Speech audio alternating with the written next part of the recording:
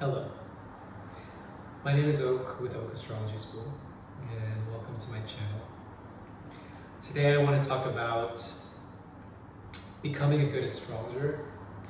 I'm going to talk about how to develop accurate prediction that feels confident and where you feel secure in yourself as you speak out, when you have a client, when you're writing an article, when you can actually have a sense of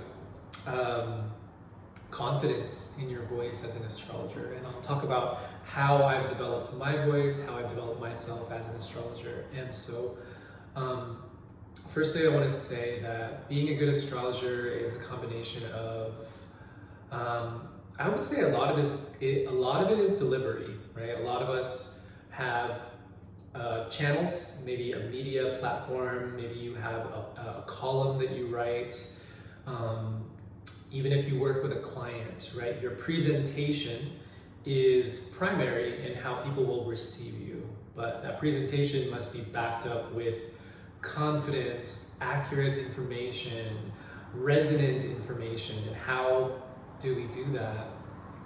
Well, one is experience. One is like actual lived experience of planetary archetypes, transits, seeing things over and over and over for years even, and building the confidence in like, okay, well, when Mercury enters Pisces for this type of chart, or for this rising sign, or for someone else that has, a Mercury that is also in detriment, it's gonna look like da da da da da. And these things come with time. So there's the lived experience that is very, very valuable, so that, you just have an understanding of how things show up. And with that comes research. It's not enough to work with clients, because, if your clients are all within one age range, right? If they're all within their 20s and 30s, you only have a small percentage of people or even types of archetypes that you've really worked with in combination based on the outer planets. And so doing research of famous figures, even celebrities that you relate to, people from different generations, different times in history, it's all going to benefit your ability to read effectively, and also to see the nuance in how different generations have related to their lives. And so that's really, really, really valuable.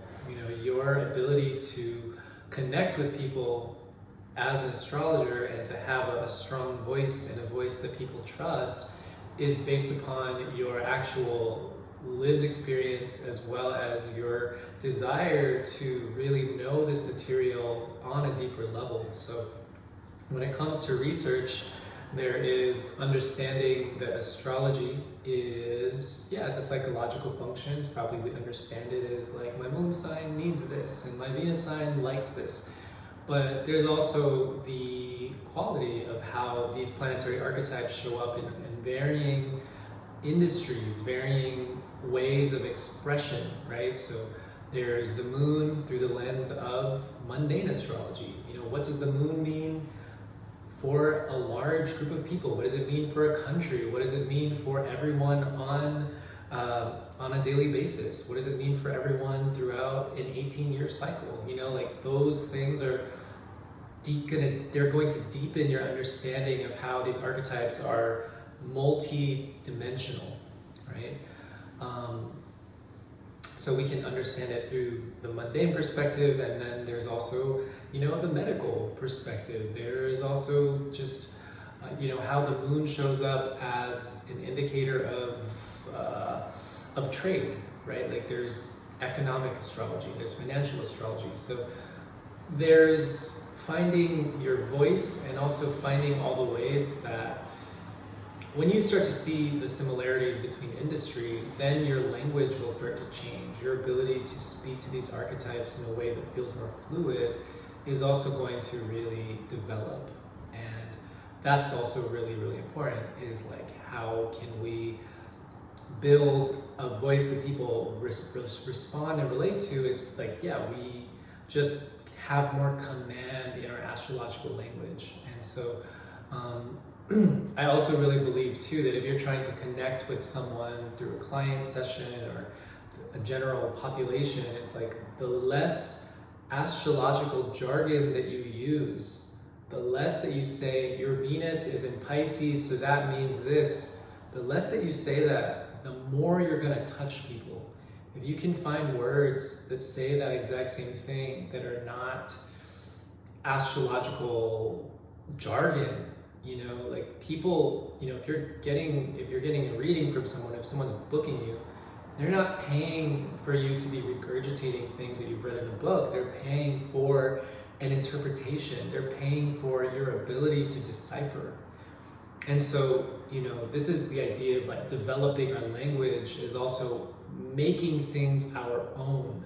And when we have studied enough, varying pockets of astrological study, different types of astrology, we're really just able to have more command, and that builds an automatic sense of trust with our clients, just in general.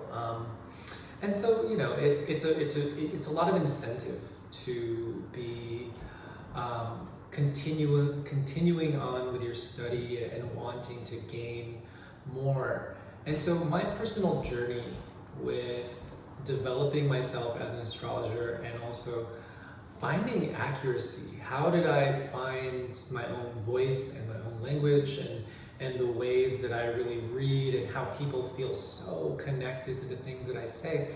Well, luckily for me, and it shows up in my birth chart, is that I have many spiritual friends, and all of my friends are psychic, and that's just kind of the people that I naturally attract. So when I was developing a lot more, and even just now, like I'll be kind of thinking it and you know, philosophizing and processing, like, oh, I wonder what this eclipse cycle is representing for me, and what is it representing for, you know, the larger population. And I would just talk to my psychic friends. I'd say, hey, how's the energy right now? What are you sensing? This is what I'm sensing. And, you know, they would have their own language, and then I would have my own language as well. And we would both be able to have these exchanges where we're really seeing how you can get a lot of the same information from different modalities, different systems of healing, different systems of knowledge. And so, you know, sometimes I'd have a friend read for someone, like a client, and then I would read them as well. And then, you know, if it was with the client's permission, or, you know, it felt ethically aligned, like we might have a conversation about, oh, these are some of the things that I saw as well. And so, you know, some of my psychic friends are very gifted. And so I was able to learn a lot about these charts through a psychic's lens and seeing how all of those things apply to the natal chart.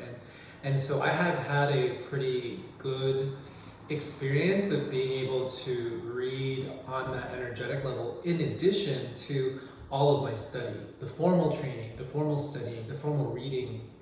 And I think that that's really like the weaving. You know, the astrology is an art form, and, you know, just like any art, just like any practice, it becomes super creative after a while, and you can really bend the rules and you can play with it, and it becomes this very free-flowing thing. You know, if you're a painter, if you're a filmmaker, even if you're a doctor of some kind, it's like, you know, there's a type of flow that can occur depending on your industry.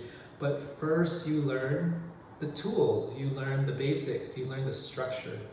And so, yeah, that's kind of my journey when it has come to developing myself as an astrologer. So I hope this information was helpful.